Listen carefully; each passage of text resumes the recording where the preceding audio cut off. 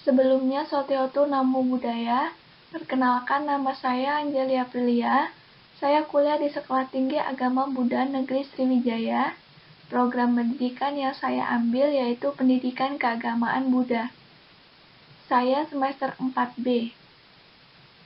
Di sini saya akan mempresentasikan hasil produk media pembelajaran pendidikan agama Buddha yang berjudul Perbedaan Perbuatan Baik dan Perbuatan Buruk.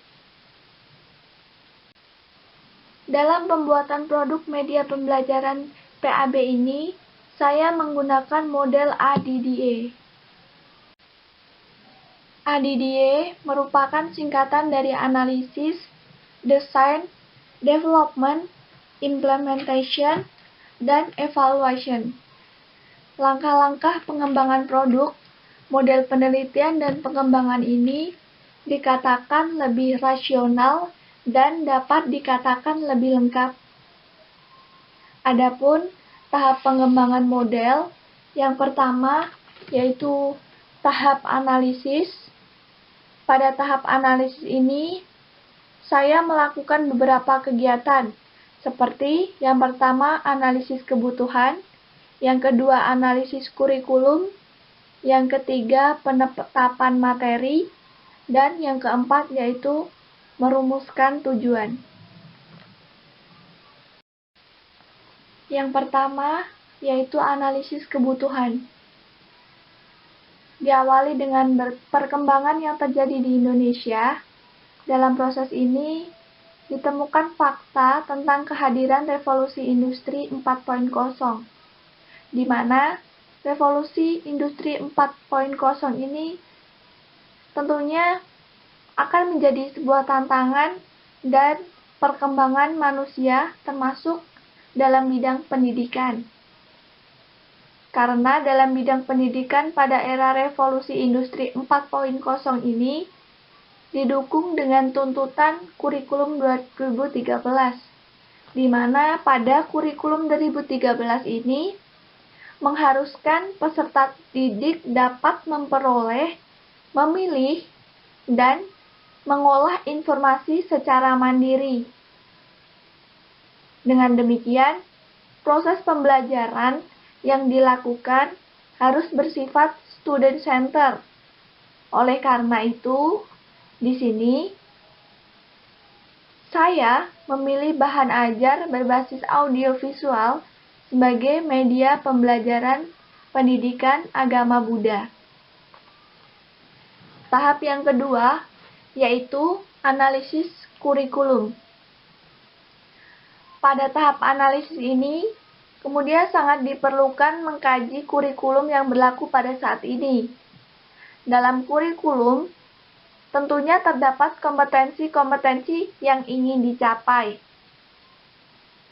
Lalu analisis kurikulum ini berguna untuk menetapkan pada kompetensi yang mana bahan ajar tersebut akan dikembangkan. Nah, hal ini dilakukan karena ada kemungkinan tidak semua kompetensi yang ada di dalam kurikulum dapat disediakan bahan ajarnya. Yang ketiga yaitu penetapan materi. Berdasarkan analisis kebutuhan dan analisis kurikulum, setelah yang saya sampaikan tadi, kemudian di sini saya menetapkan materi mengenai perbedaan perbuatan baik dan perbuatan buruk, yang meliputi yang pertama, yaitu pengertian dari perbuatan baik dan perbuatan buruk itu sendiri apa. Yang kedua, kita memberikan contoh-contoh perbuatan baik dan perbuatan buruk. Lalu, kita juga menambahkan sebuah cerita ilustrasi yang terjadi dalam kehidupan sehari-hari mengenai perbuatan baik dan perbuatan buruk. Dan yang keempat, kita juga menyebutkan akibat dari perbuatan baik dan perbuatan buruk. Materi ini disusun dengan mengacu pada referensi berupa buku pendidikan agama Buddha dan Budi Pekerti kelas 2 sekolah dasar.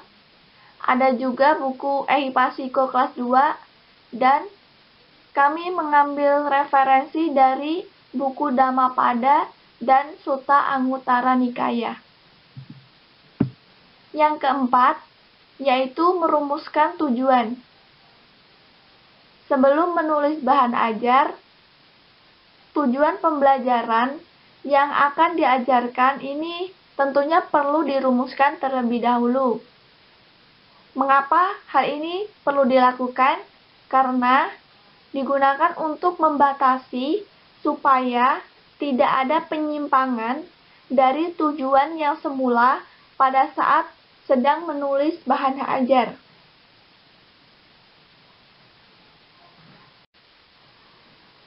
Tahap pengembangan model ADDIE yang kedua, yaitu tahap desain.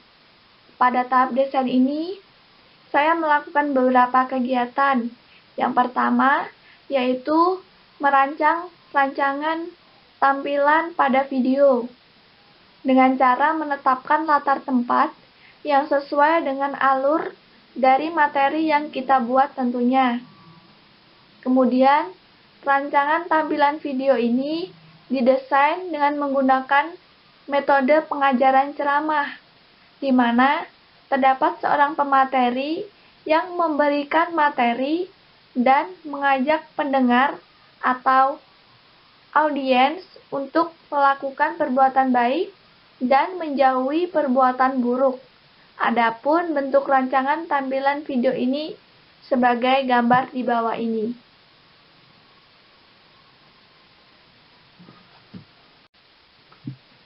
Yang kedua, di sini saya mendesain komponen pemeran atau tokoh animasi.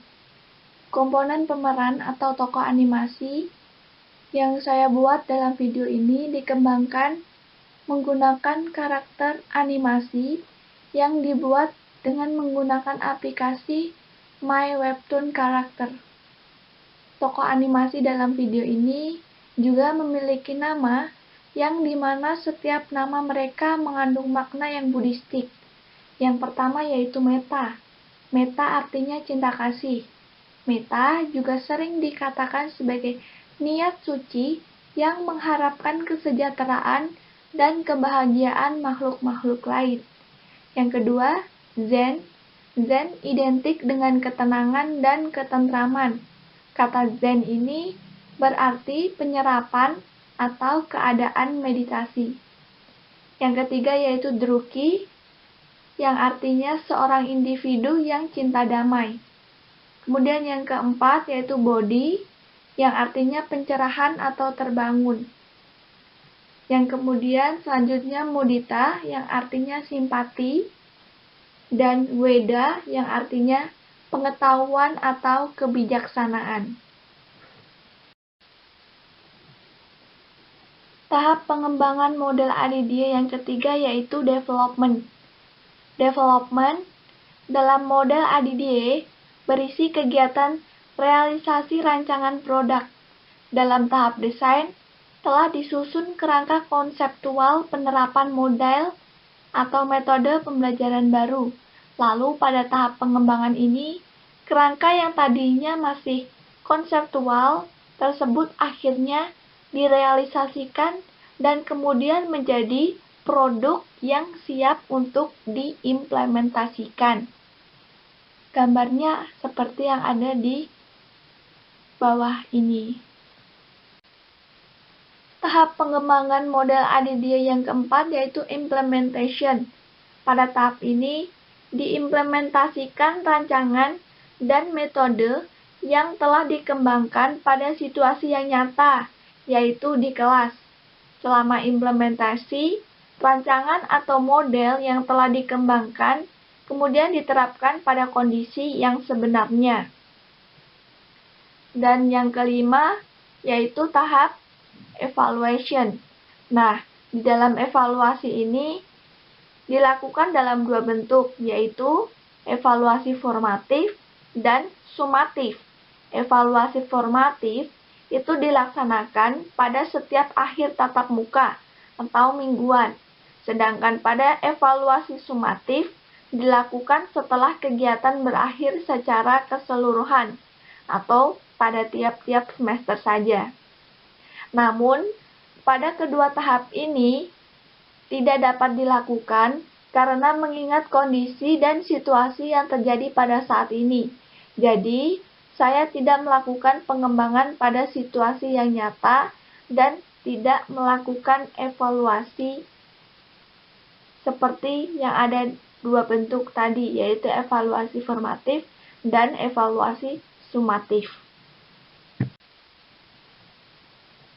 Media pembelajaran berbasis video ini mengacu pada kompetensi dasar mengenai perbedaan perbuatan baik dan perbuatan buruk yang didasarkan pada kurikulum 2013.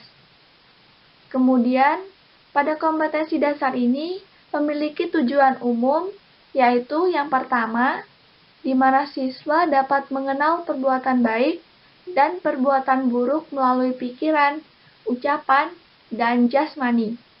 Yang kedua, siswa dapat memiliki perilaku baik, jujur, santun, dan menghindari perbuatan buruk. Tujuan yang ketiga, yaitu siswa dapat mempraktekkan perbuatan baik dan menghindari perbuatan baik melalui pikiran, ucapan, dan jasmani. Tujuan yang keempat, yaitu siswa dapat terbiasa menjalankan perbuatan baik dan menghindari perbuatan buruk melalui pikiran, ucapan, dan jasmani. Lalu sasaran yang ditujukan adalah kepada untuk siswa kelas 2 sekolah dasar yang menggunakan kurikulum 2013 tentunya. Adapun manfaat media pembelajaran ini yaitu yang pertama, sangat membantu tenaga pengajar atau guru dalam mencapai keefektivitasan pembelajaran, khususnya pada materi ini, yaitu mengenai perbedaan perbuatan baik dan buruk, di mana materi ini termasuk materi pembelajaran yang berbentuk praktek. Yang kedua, yaitu menambah wawasan untuk siswa mengenai materi perbedaan perbuatan baik dan perbuatan buruk. Yang ketiga, yaitu dapat memaksimalkan pencapaian tujuan pembelajaran mengenai perbedaan perbuatan baik dan perbuatan buruk dalam waktu yang singkat. Yang keempat, yaitu dapat mengembangkan imajinasi peserta didik mengenai perbuatan baik dan perbuatan buruk. Yang kelima, yaitu dapat membantu perkembangan kognitif dan psikomotorik yang baik untuk siswa. Dan yang terakhir yaitu memudahkan peserta didik untuk memahami materi. Adapun kendala dalam penyusunan video media pembelajaran ini, yaitu yang pertama, menentukan aplikasi yang digunakan untuk membuat video media pembelajaran ini. Yang kedua, menentukan alur cerita yang dapat mengandung unsur perbuatan baik dan perbuatan buruk. Yang ketiga, yaitu menentukan dan mencari gambar yang pas atau audio dalam pembuatan media pembelajaran ini.